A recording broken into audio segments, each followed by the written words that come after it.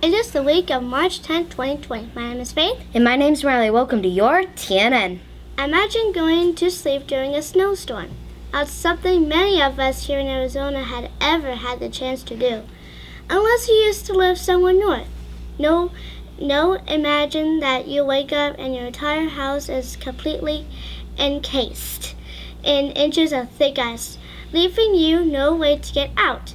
Well, this was the reality of residents in northern New York State last week. Hundreds of houses were sealed, frozen, shut as an overnight snow and ice storm mixed with incredibly strong winds, blowing the snow and ice around the houses. Residents have described it as a beautiful but eerie sight. The biggest concern right now is that the weight of all that ice could severely damage roofs, windows, and other structures.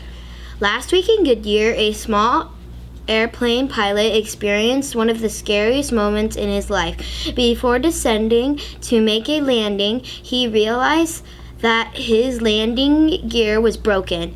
He began circling the airspace above the Goodyear airport, making a plan on how he was going to try to land his plane. He came in at a low angle and the bottom of the plane kissed the runway and then proceeded to skin to a complete stop. As soon as a plane came to a rest, the pilot and the passenger ran from the plane. No one was seriously injured. The firefighters were ready for any fires or explosion, which luckily didn't happen. Now let's go over to Miss Giacovelli with a weekly update.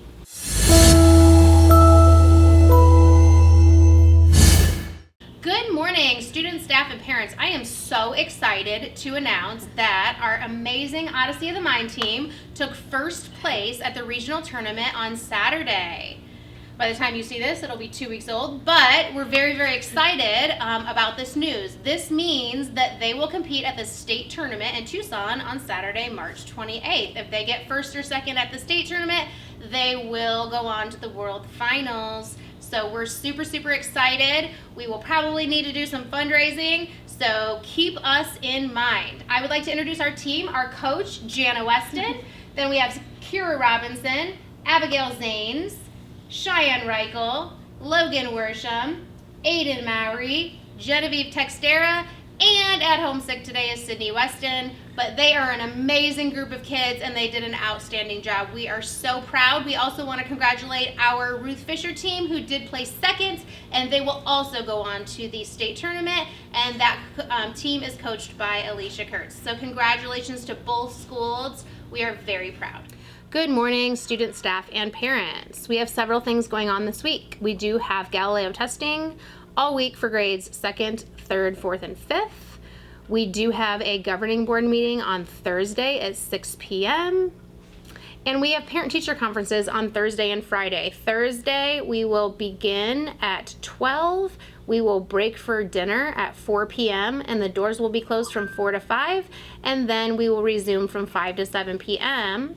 On Friday, we will begin at noon and go till 3 p.m. If your children's teachers have scheduled conferences outside of those times, that would be fine, but those will be the times that the 4th and 5th grade will have their conferences in the cafeteria. All other conferences will be in teachers' classrooms. Let's have a fantastic week, and I hope you're getting ready for spring break, which will be the following week. Thank you, Ms. Giacovelli. Now let's go over to Damien J with sports. Hello and welcome back to sports. My name is Charity. And I'm Damien.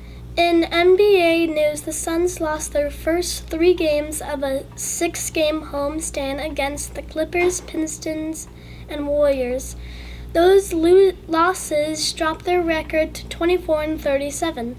Those losses also dropped them down to 13 out of 15 places in the Western Conference. The Coyotes went down 2-0 quickly against the struggling Buffalo Sabres last week on the back-to-back shots. However, they got their game together in the second period, scoring 3 straight goals, including 2 by Clayton Keller and 2 more goals in the third to win the game. 5-2, they are right on the edge of making the playoffs and need to continue winning to have a chance at the playoff. Playing for the Stanley Cup for the first time in 8 years. That is all for sports. See you next time. Thanks, guys. Now let's go to entertainment news with Nick. Welcome to Entertainment News. My name is Nick. March is a big month for outdoor festivals in Arizona. This first one is a weird one. The Chandler Ostrich Festival is this weekend. People will be able to jam to the 90s when 98 degrees, and blues travelers make their way to Chandler's Tumbleweed Park to headline the annual Ostrich Festival. This yearly festival has carnival games and rides, food and drink, and of course an ostrich exhibit, which pays tribute to the city's historic ostrich farming roots. Admission is $8 to $15. March 21st and 22nd, you can head to Luke Air Force Base for its free biennial air show. The U.S. Air Force Thunderbirds and the U.S. Air Force Wings of Blue demonstrations are scheduled to perform at this year's event. People will also be able to see the displays of military aircraft, including the F-16 Fighting Falcon and the F-35A Lightning II. Admission is free. See you next time on our Entertainment News. Thanks, Nick. Here's Kaylee with Joke of the Week. Hello, welcome to Joke of the Week. My name is Kaylee, and today we have Tatum from Miss Peyton's 5th grade class. So, Tatum, what is your joke? What do you call a sad strawberry? I don't know, what do you call sad strawberry? A blueberry. Great joke. Here on Joke of the Week, we want to hear your joke. If you have a joke and would like to be on the news, go to the link below. See you Thanks, next Kaylee. time. Now here's Audley back with Kids at Hope.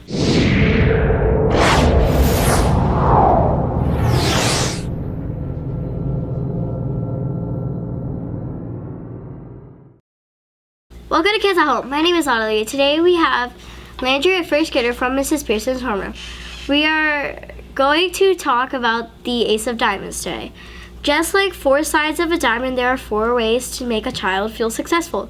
Belonging to something positive, feeling useful, feeling competent, and feeling empowered. So Landry, who is your Ace of Diamonds? My dad, Why did you pick that person? because he makes me feel competent. What does he do to make you feel that way? He helped me, he teach me till I learn it. Great, Landry. Thank you for sharing with us today. Remember, if you would like to appear on Kids at Hope, please go to the link below. See you next time on Kids at Hope. Thank you, Audley. Now let's go over to the Factoria with Mackenzie and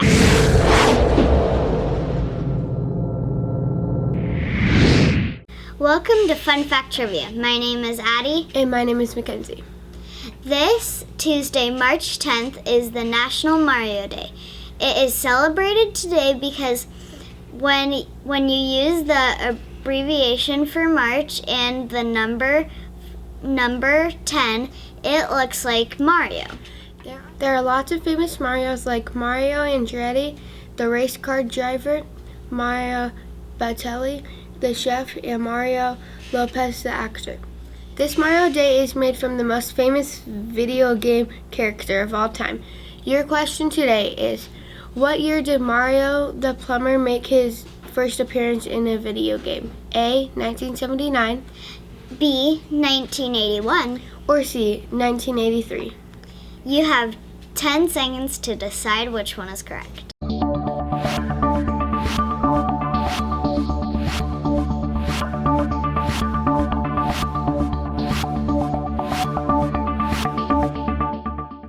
If you said B, you are correct.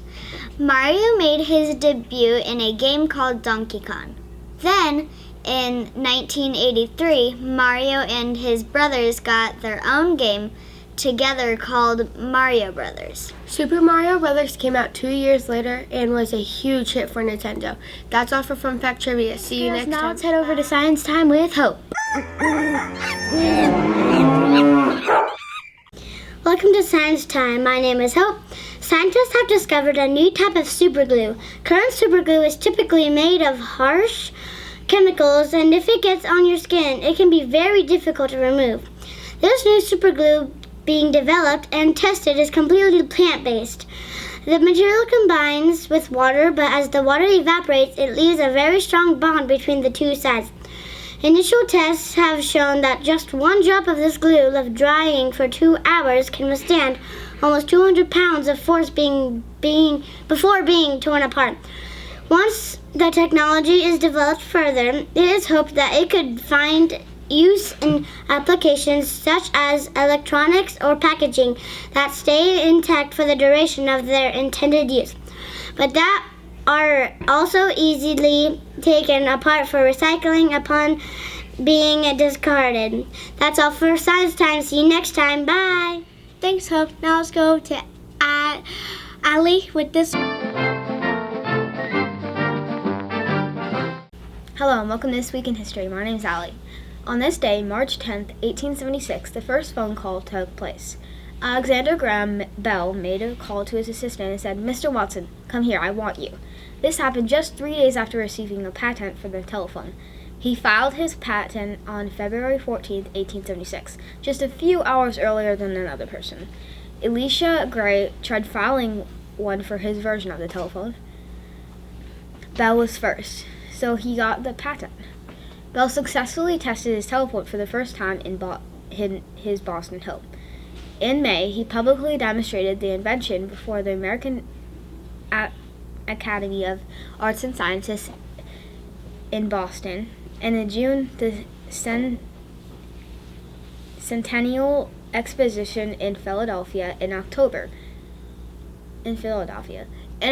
he successfully tested his telephone over a 2-mile distance between Boston and Cambridgeport. That's all for This Week in History. See you next time.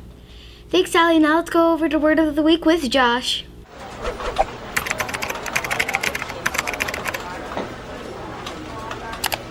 Welcome to Word of the Week. My name is Josh. This week's word is dedicate. Dedicate is a verb and it means to give time or effort to a certain task or purpose. Here's how I can use it in a sentence. After the storms, teams of helpers arrived to dedicate their efforts to rebuilding the library. See you next time, Word of the Week. Thanks, Josh. Now let's go to Aubrey with Cool Student Hidden Talents. Hello, welcome to Cool Student Hidden Talents. My name's Aubrey, and today we have Hope from Miss Warren's 5th grade class. So, Hope, what's your hidden talent? I could bend my fingers with keeping them straight and like bending just a little bit. That sounds great. Let's see it.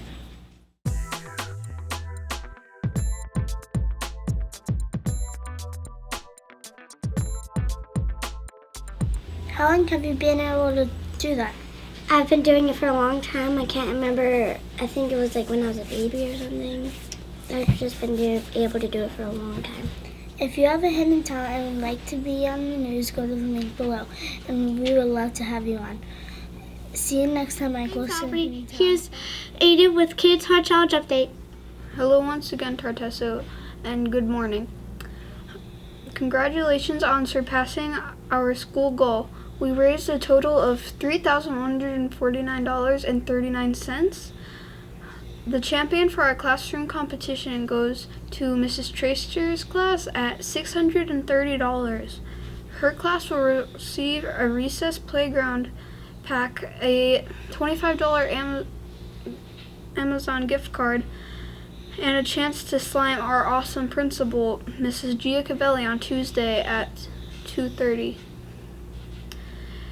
Good job to our runners-up. Mrs. Hammond's class had $463. Miss Huggins' class had $360. Mrs. Aguirre's class had $308. Mrs. Bruner's class had $304. The top class for registered students was, in first place is Miss Huggins, Second place is Mrs. Traster. Third place is Mrs. Nelson. Fourth place is Mrs. Hammond. Fifth place is Mrs. Coleman. Students that get to slime are principal because they raise $200 or more are Sophia G., Ziana M., Austin D., Grayson W., Jocelyn E., Brandon F. And because we raised more than $3,000, our goal will receive $100 extra cash and $200 worth of sports equipment.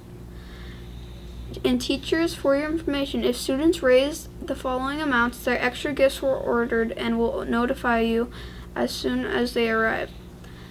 $15 for a jump rope, $50 for a jump rope and t-shirt, $75 for a kickball, $250 for stretch, $500 all of the above, and a ball launcher.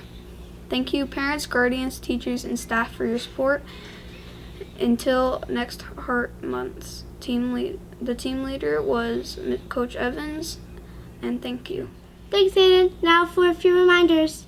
K-Pops will be sold every Wednesdays after school. Kona Ice will be sold on Thursday during lunch and recess.